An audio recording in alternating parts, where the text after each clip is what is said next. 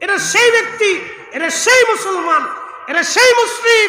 সেই নিয়ামত তাদের মুসলিমদের হাতে ছিল, কিন্তু আজকে আধুনিকতার ছোঁয়া, আজকে এই আধুনিকতার ছোঁয়া, বেদাত আর শিরকের ফতোয়া, আজকে তাসাউফের বিদ্যা সমাজ থেকে মুসলিমদের ভিতর থেকে যখন উঠে যাবে, এই তাসাউফি শক্তি, তাসাউফি বিদ্যা, ইলমে লাদুন্নি, খাজা বাবা আজমিরি যে বিদ্যা এনেছিলেন, দাতা গঞ্জবাগ যেটা এনেছিলেন, হুজুর খাজা বাহাউদ্দিন নকশবন্দ বুখারী যেটা এনেছিলেন, মুজাদ্দিদ আল ফিসারি, শাহজালাল ইয়ামানি, কুতুবউদ্দিন কাকি, নিজামউদ্দিন আউলিয়া, দাতা গঞ্জবাগ আউলিয়া کرام যেই বিদ্যায় জমিনে এনেছিলেন, সেই বিদ্যা যতক্ষণ পর্যন্ত এই জমিনে না আসবে, হাজার বছর মুসলমান এদেশে রাজত্ব করলেও ইসলামিক তো হুকুমত কায়েম হবে না, আল্লাহর কোরআনের দিন এই জমিনে হবে না।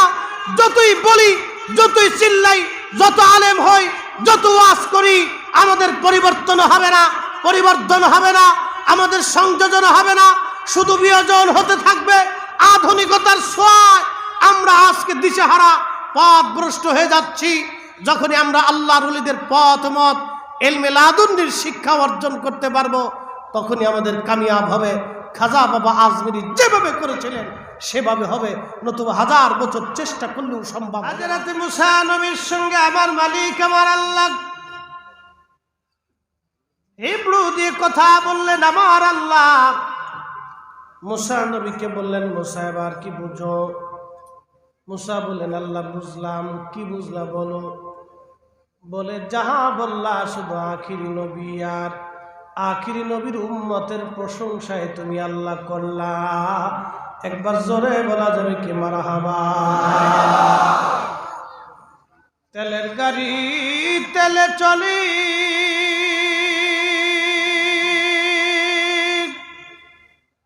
হাওয়ার গাড়ি হাওয়ায় উড়ে, বিনা তেলে চালায় গাড়ি নবী সুলাইমান।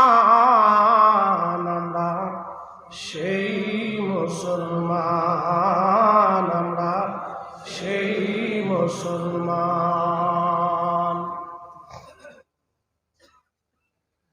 রব্বুল আলামিন শুধু আখিরি নবী আর নবীর উম্মতের প্রশংসা করল আল্লাহ। আমাদের প্রশংসা আল্লাহ করছেন। বলেন আপনারা এবার, আল্লাহ যে প্রশংসা করলেন, এটা কি অন্যায় করার জন্য না ন্যায় করার জন্য? ন্যায় কাজ করার জন্য। আল্লাহ প্রশংসা করলেন এই উম্মতের কারণ কি? এই উম্মতের হায়াত হবে কম, নেকি হবে কম, জান্নাতে যাবে সবার আগে। এই উম্মতের মাঝে যখন দাওয়াত দেওয়া হবে, তখন এই উম্মত তাড়াতাড়ি দাওয়াত কবুল করে নেবে। হযরত নূহ নবী 800 বছর ধরে পৃথিবীতে দাওয়াত দিয়েছেন। এক আল্লাহর লা ইলাহা ইল্লাল্লাহ বলো, লা ইলাহা ইল্লাল্লাহ বলো, আল্লাহ ছাড়া কোনো মাবুদ নাই তোমরা বলো। 800 বছর ধরে দাওয়াত দেওয়ার পরে মাত্র 83 জন মানুষ দাওয়াত কবুল করেছিল, বাদ বাকি আর কেউ দাওয়াত কবুল করে নাই। আর এই উম্মতের মাঝে হযরত খাজা বাবা আজমিরি, খাজা মাইনুদ্দিন চিশতি আজমিরি সিন্ধিরি রহমাতুল্লাহ আলাইহি একা দাওয়াত করে করে 1 কোটি মানুষের কাছে কালেমা পৌঁছাই দিয়েছিলেন। একবার জোরে বলা যাবে কি আল্লাহু আকবার? তো খাজা বাবার দাওয়াতটা কেমন ছিল? অ্যাটেনশন, একটা পরিসংখ্যান আসে। বাংলাদেশে মুসলমান আছে 18 কোটি, ভারতে আসে 50-এর উপরে, পাকিস্তান দিয়ে, আফগানিস্তান দিয়ে, ভারত দিয়ে, এই মায়ানমার দিয়ে, রাখাইন দিয়ে, নেপাল দিয়ে, ভুটান দিয়ে, আরো আনুষঙ্গিক এই সব এই অঞ্চল মিলে মুসলমান আছে প্রায় 100 কোটি। একটু জোরে বলবেন না মারহাবা? কত কোটি? আলেম আছে প্রায় 1 কোটি। বাংলাদেশে আলেমের সংখ্যা আছে প্রায় 50 লক্ষের উপরে। কি মনে হইতেছে বাংলাদেশে? প্রত্যেক বছরে রানিং 14 থেকে 15 লক্ষ আলেম প্রায় পরীক্ষার্থী, সমস্ত ক্লাস, সার্টিফিকেটে কথা না। এটা বাংলাদেশেই 50 লক্ষের উপরে আছে। 1 কোটি আলেম আমরা যা করতে না পারছি খাজা বাবা আজমিরি একাতাই করছে। কথা বলেন না কেন, জোরে বলেন। সারা পৃথিবীতে হাজার হাজার মাহফিল, প্রত্যেক জুমাতে হাজার হাজার খতিবরা, লক্ষ লক্ষ খতিবরা ওয়াজ করে। এত মিডিয়া, ইউটিউব চ্যানেল, মুসলমান কয়জন হয়েছে? আমরা কয়জনের কাছে সঠিক মতো আল্লাহর দ্বীনের দাওয়াত পৌঁছাইতে পেরেছি? খাজা বাবা আজমিরের জবানের ফয়জুদ সেই দিন কেমন ছিল? শাহজালাল ইয়ামানি মুজাররিদের জবানের ফয়জুদ সেই দিন কেমন ছিল? খাজা বাবা আজমিরের ওয়াজের ফয়েজ কেমন ছিল সেই দিন? না ইউটিউব, না চ্যানেল, না মিডিয়া, কিচ্ছু না। খাজা বাবা ওয়াজ করলেন আর কোটি মানুষ কালেমা বলল। তার মানে সেই জবান আর আজকের জবান এক জবান না। কথা বলেন ঠিক না বেঠি? আমরা সঠিকটা পৌঁছাইতে পারতেছি না। জবানের অনেক ফেরাক, অনেক পার্থক্য জবান। কি ওয়াজ সেই দিন খাজা বাবা করলেন যার মানুষ কালেমা পড়ে ফেলল। কি শক্তি ছিল খাজা বাবার সেই দিন। কিন্তু আমরা হাজার হাজার হাজার হাজার আলেমরা ওয়াজ করতেছি, মানুষের পরিবর্তন নেই। কয়জনকে মুসলমান বানাইতে পারছি? সঠিক মতো কালেমা কয়জনের কাছে পৌঁছাইতে পারছি? যে এই ধর্মটা সঠিক, এটা আমরা কয়জনের কাছে মেসেজ পৌঁছাইতে পারছি? এটা আমাদের ব্যর্থতা। কারণ কি জানেন? এর পিছনে কারণ আছে। এর পিছনে কারণ হচ্ছে তাসাউফের একটা বিরাট শক্তি থেকে আমরা অনেক দূরে চলে আসছি। তাসাউফের একটা বিদ্যা থেকে আমরা অনেক দূরে চলে আসছি। তাসাউফের একটা সুপ্রিম পাওয়ার ওলিদের হাতে থাকে, যে সুপ্রিম পাওয়ারের বদৌলতে ইশারা করলে নদীর পানি উজানের দিকে রওনা করত। জায় নামাজ বিছিয়ে দিয়ে তারা পানির উপরে নামাজ আদায় করতে পারত। আকাশের দিকে তাকাইলে আল্লাহর আকাশ থেকে বৃষ্টি আসতো। একসাথে যদি বলা যাবে আল্লাহু আকবার। এই ব্যক্তি, এরা সেই মুসলমান, এরা সেই মুসলিম। সেই নিয়ামত তাদের মুসলিমদের হাতে ছিল। কিন্তু আজকে আধুনিকতার ছোঁয়া, আজকে এই আধুনিকতার ছোঁয়া, বেদাত আর শিরকের ফতোয়া, আজকে তাসাউফের বিদ্যা সমাজ থেকে, মুসলিমদের ভিতর থেকে যখন উঠে যাবে, এই তাসাউফি শক্তি, তাসাউফি বিদ্যা, ইলমে লাদুন্নি, খাজা বাবা আজমিরি যে বিদ্যা এনেছিলেন, দাতা গঞ্জবাগ যেটা এনেছিলেন, হুজুর খাজা বাহাউদ্দিন নকশবন্দ বুখারী যেটা এনেছিলেন, মুজাদ্দিদ আল ফিসানি, শাহজালাল ইয়ামানি, কুতুবউদ্দিন কাকি, নিজামউদ্দিন আউলিয়া, দাতা গঞ্জবাগ আউলিয়া کرام যেই বিদ্যায় জমিনে এনেছিলেন, সেই বিদ্যা যতক্ষণ পর্যন্ত জমিনে না আসবে, হাজার বছর মুসলমান এদেশে রাজত্ব করলেও ইসলামিক তো হুকুমত কায়েম হবে না। আল্লাহর কোরআনের দিন এই জমিনে হবে না। যতই বলি, যতই চিল্লাই, যত আলেম হই, যত ওয়াজ করি, আমাদের পরিবর্তন হবে না, পরিবর্তন হবে না, আমাদের সংযোজন হবে না, শুধু বিয়োজন হতে থাকবে। আধুনিকতার ছোঁয়ায় আমরা আজকে দিশেহারা, পথভ্রষ্ট হয়ে যাচ্ছি। যখনই আমরা আল্লাহর ওলিদের পথ মত ইলমে লাদুন্নির শিক্ষা অর্জন করতে পারবো, তখনই আমাদের কামিয়াব হবে। খাজা বাবা আজমিরি যেভাবে করেছিলেন সেভাবে হবে, নতুবা হাজার বছর চেষ্টা করলেও সম্ভব হবে না। এর নাম ইলমে লাদুন্নি, এর নাম ইলমে তাসাউফ।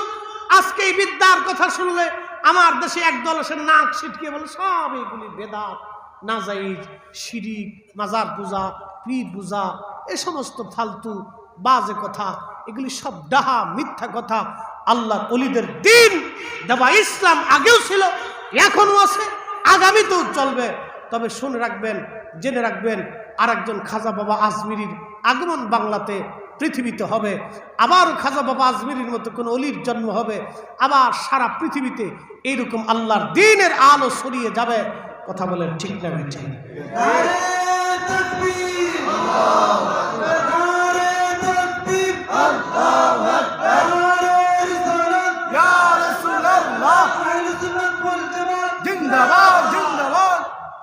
অ্যাটেনশন, একসাথে জোরে বলি তো আল্লাহু আকবার। আল্লাহু আকবার। আমার কথা কি আপনারা বুঝতে পারেননি? জি অবশ্যই বুঝা যায়? জি বুঝে যাবে। আচ্ছা বলেন তো, খাজা বাবা আজমিরি সারা আনা সাগরের পানি একটা লুটার ভিতরে আনছিলেন, এই বিদ্যার নাম কি? আমার দেশে তো বহু আলেম সহি বুখারী শরীফ পড়ায়। অনেকে বলেন হুজুর আপনি তো বুখারী শরীফ পড়ান, মুহাদ্দিস, তো আপনি একটু পুকুরের পানিটা একটা লুটার ভিতরে আনেন। ওই যে আমাদের দেশে কিছু মৌলবীরা চিল্লাপাল্লা করে, একবারে বেহুদ একটা অশান্তি সৃষ্টি করে, কোনো অর্থ হয় না। শোনেন, আমার শক্তি যদি থাকে 1 মন বোঝা বইতে, আমি 3 মন মাথায় নিতে যাবো কেন? আমার যেটা পাওয়ার, যতটুকুন দৌড় ততটুকুন থাকতে হবে। এদেশে বহু জনে তো সিহা সিত্তা পড়ায়, তো জিজ্ঞেস করেন তো খাজা বাবা কোন বিদ্যা দিয়ে আনা সাগরের পানি একটু লুটার ভিতরে ছিলেন, আপনি একটা পুকুরের পানি একটু লুটার ভিতরে এনে দেখান? অসম্ভব। এই বিদ্যা মাদ্রাসায়, মক্তব, ইউনিভার্সিটিতে পাওয়া যাবে না। এই বিদ্যা সিনার মাধ্যমে, আউলিয়া ক্রামের মাধ্যমে এসেছে। এটা আলাদা একটা সবক আছে, আলাদা একটা রাস্তা আছে, আলাদা একটা সাধনা আছে, এটা আলাদা একটা ক্লাস আছে, এটা একটা শ্রেণী আছে। এটা অবশ্যই আপনাকে ক্লাস করতে হবে। এটা শোনা, আমার দিকে তাকান। আমাদের দেশে অনেক লোক ফকির আছে না, তাবিজ কবজ দেয়, আছে না? কিছু কবিরাজি করে। এই কবিরাজির কিন্তু আলাদা একটা বিদ্যা, এটার জন্য আপনাকে আলাদা ক্লাস করতে হয়। ডাক্তারি শাস্ত্র, এটা আলাদা বিদ্যা। অ্যালোপ্যাথিক, এটার জন্য আলাদা ক্লাস করতে হয়। হোমিও, এটা আলাদা বিদ্যা, এটার জন্য হোমিও শাস্ত্রে ক্লাস করতে হয়। মাদ্রাসায় পড়া, এটা আলাদা বিদ্যা, এটার জন্য মাদ্রাসায় পড়তে হয়। স্কুল কলেজ, অর্থনীতি, সমাজনীতি, পদার্থ, রসায়ন, অঙ্ক, বীজগণিত, ইংরেজি, এটা আলাদা আলাদা সাবজেক্ট। এরপরে আপনার ধরেন আমাদের দেশের সেনাবাহিনী, পুলিশ, তাদের আলাদা আলাদা সাবজেক্ট। প্রত্যেকটা বিষয়ের উপরে আলাদা ক্লাস আছে, শ্রেণী আছে, রেজলিউশন আছে। সবগুলি মানতেছেন, তাসব মানতে গেলে শিরিকের ফতোয়া কেন? প্রশ্ন হলো এটা। তাসাউফের কথা আসলেই কেন শিরিক আর বেদাতের প্রশ্ন আসে? কারণটা কি? এরা কারা? এটা একটা জাত। এরাই মূলত আসছে আউলিয়া ক্রামদের রাস্তাকে বন্ধ করে দেওয়ার জন্য।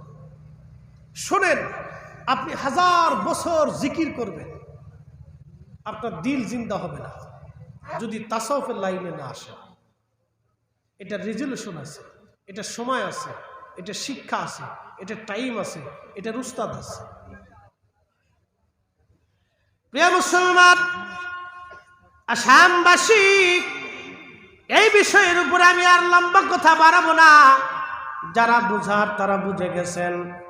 আমার মূল আলোচনা হলো, এই উম্মতের ভিতরে একদল বান্দা থাকবে যারা মানুষদেরকে আল্লাহর দিকে ডাকবে। আল্লাহ বলেন, কুনতুম খায়রা উম্মাতিন উখরিজাত লিন-নাসি তা'মুরুনা বিল মা'রুফি ওয়া তানহাউনা আনিল মুনকার। আল্লাহ বলেন, তোমরা সর্বশ্রেষ্ঠ জাতি, তোমাদের কাজ হচ্ছে মানুষদেরকে ভালো কাজের দাওয়াত দিবা, খারাপ কাজ থেকে মানুষদেরকে তোমরা ফিরাইবা। এটা হলো তোমাদের কাজ। মানুষদেরকে ভালো কাজের দাওয়াত দিবা, খারাপ কাজ থেকে তোমরা ফিরাইয়া রাখবা। করিমগঞ্জের মুসলমান, এই ভালো কাজ এবং খারাপ কাজ থেকে ফেরানোর জন্য রাসূল করিম সাল্লাল্লাহু আলাইহি সাল্লাম যখন কালেমার দাওয়াত দিলেন, তখন একদল মানুষ বাধা প্রদান করলো। তারা বলল, না, এটি ধর্ম মিথ্যা। কিন্তু না, সেই সময় কিছু মুসলিম সাহাবী যারা একেবারে হত দরিদ্র এবং গরিব ছিল, তারা ওই সময় কালেমা গ্রহণ করলেন।